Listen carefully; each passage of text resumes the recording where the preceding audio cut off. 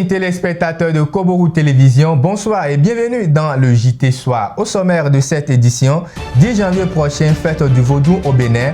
Les préparatifs de cette fête culturelle ont déjà commencé. Et puis en éducation, nous parlerons de l'impact que le téléphone portable peut avoir sur le rendement des apprenants. En sport, Sadio Mané décerné sacré ballon d'or africain. Voilà pour le sommaire. Bonsoir.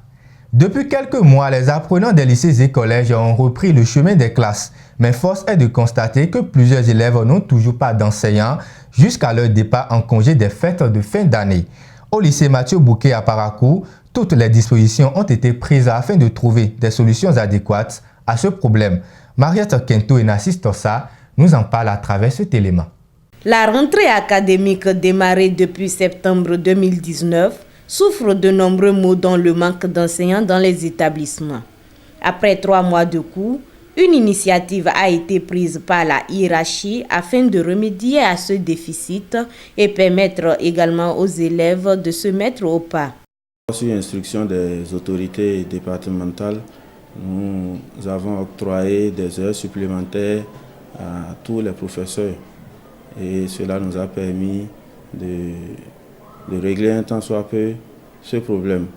Et ensuite, nous avons, sur instruction, procédé à des séances de rattrapage pendant les congés par les différents professeurs qui n'avaient pas vite pris les classes. La première série des devoirs du premier semestre étant achevée avant les congés de fête de fin d'année, les responsables d'établissements sous ordre du ministre de l'enseignement secondaire organiseront de nouveau les devoirs surveillés afin de permettre aux élèves qui n'avaient pas d'enseignants de composer à leur tour.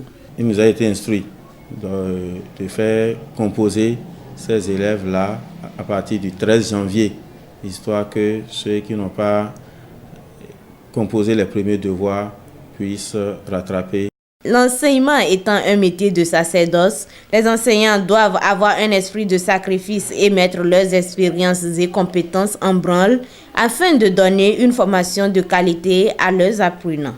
Restons toujours en éducation. Le port et l'utilisation du téléphone portable en milieu scolaire sont formellement interdits.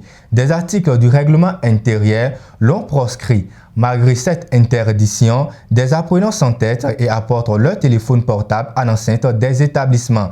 Une chose qui n'est pas sans conséquence sur leur rendement scolaire. C'est ce que nous confirme cet élément que je vous propose de suivre. Pas de portable à l'école même éteint. C'est ce que l'on peut lire à l'entrée de certains établissements scolaires. Or, le téléphone portable à l'aide du numérique est utilisé par toutes les couches de la société, surtout celles juvéniles, à de nombreuses fins. En milieu scolaire, l'usage de cet appareil est formellement interdit. Force est de constater que certains apprenants, malgré l'interdiction, en font usage, même en pleine situation de classe. Une sanction disciplinaire est prévue en cas du non-respect de cette loi. Le règlement intérieur a institué en son titre 6 au niveau de l'article 36 que le téléphone portable ne doit pas ni même être amené à l'école, mais en plus être utilisé dans l'enceinte de l'établissement. À ce titre-là, la sanction disciplinaire qu'on applique pour tout enfant surpris avec un téléphone portable, c'est de lui confisquer et de ne lui retourner ce téléphone-là que pendant donc les vacances, il pourra retirer le téléphone portable, mais avec 4 heures de retenue. L'utilisation de l'appareil téléphone par un apprenant constitue une gangrène à son rendement scolaire. Le téléphone portable agit sur le rendement scolaire de tout enfant qui s'y adonne. Le téléphone portable, pour le moment, n'est pas utile à un enfant qui est en apprentissage. Un téléphone portable pour un élève, vraiment, c'est de l'envoûtement. Quoi qu'on dise, le téléphone portable est aujourd'hui nécessaire pour l'épanouissement de l'homme. Malgré son importance, les apprenants doivent savoir en faire usage afin que cela n'impacte négativement leur rendement. Comme je l'annonçais dans le sommet, chaque 10 janvier au Bénin, les adeptes du culte vaudou célèbrent la fête de la religion endogène. occasion pour les adeptes du vaudou de rendre grâce à leurs différentes divinités. À la veille de cette fête culturelle, une équipe de notre rédaction est allée à la rencontre d'un praticien pour prendre connaissance des préparatifs de cette fête. Ano Obosa et Castel Kesso pour le point. Le vendredi prochain, 10 janvier, fête des vaudous, nous nous préparons un petit coup. Et ce jour-là, nous pensons faire quand même ce que nous pouvons faire. Parce que Dieu qui nous a protégés et les fétiches accompagnés jusqu'à une année, il est bon quand même de les remercier. Nous allons bien fêter par la grâce de Dieu. Nous nous retrouvons ensemble. On se retrouve ensemble. Si on fait la prière, on danse ensemble. Et si chacun veut arriver chez lui, c'est-à-dire il donne à manger maintenant à ses fétiches, spécialement dans son couvent.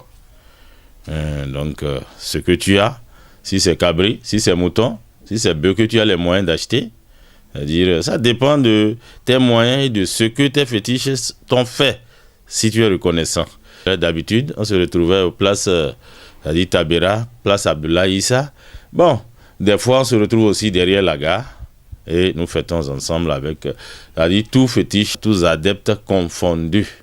Et nos devanciers ne nous ont pas encore envoyé, c'est-à-dire le lieu spécial, ils n'ont pas encore pris.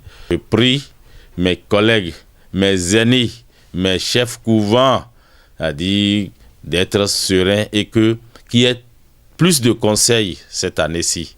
À présent, le sport, Sadio Mané décroche le ballon d'or africain. La cérémonie s'est déroulée hier en Égypte en présence de plusieurs acteurs du monde du sport. Suivez ce bref résumé de la soirée pour plus de précision. Sadio Mané, deuxième Sénégalais à avoir décroché le ballon d'or africain après El Hadji Diouf en 2001 et en 2002. L'enfant de Bambali, vice-champion d'Afrique des Nations avec le Sénégal, vainqueur de la Ligue des champions de l'UEFA 2019, vainqueur de la Coupe du monde des clubs avec Liverpool et co-meilleur buteur de la Première Ligue en 2019, sans aucune surprise, a décroché cette distinction continentale devant son coéquipier Mohamed Salah et Riyad Mahrez. La cérémonie de remise de cette distinction a été animée par l'ancien détenteur du Ballon d'Or africain Samuel Eto'o ce mardi 7 janvier en Égypte.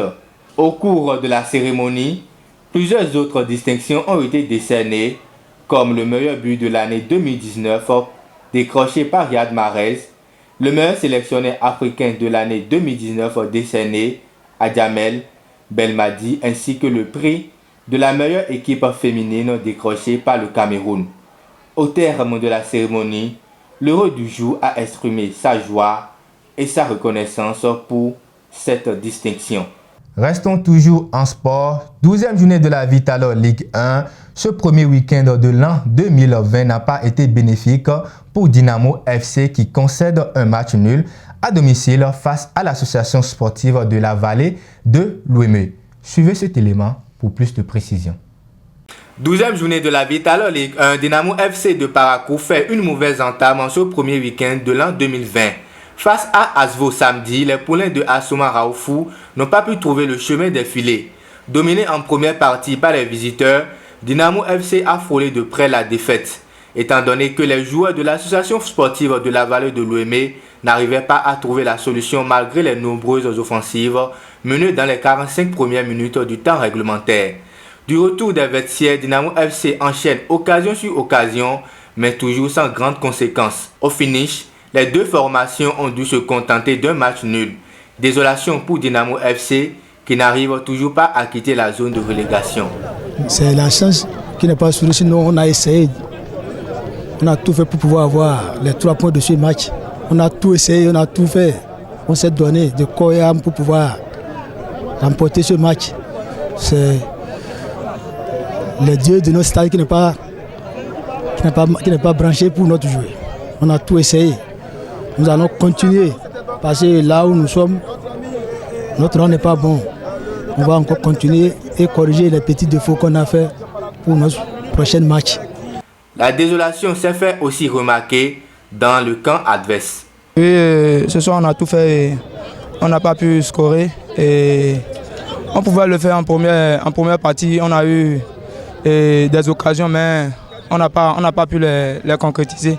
Et en seconde partie, ils se sont mis en confiance et ça a marché pour eux. Je vais me contenter du point du nul et en attendant le reste des matchs. Mais ça fait quand même un peu mal quand on sait que l'objectif fixé par le club, c'est de jouer les hauts du tableau. Si vous laissez filer les points comme ça, et les autres vont passer devant et là, on va s'en mordre les doigts. En cette 12e journée de la Vital Ligue 1, Ayema FC prend provisoirement la première place avec 23 points en venant à bout des Dragons FC 4-2.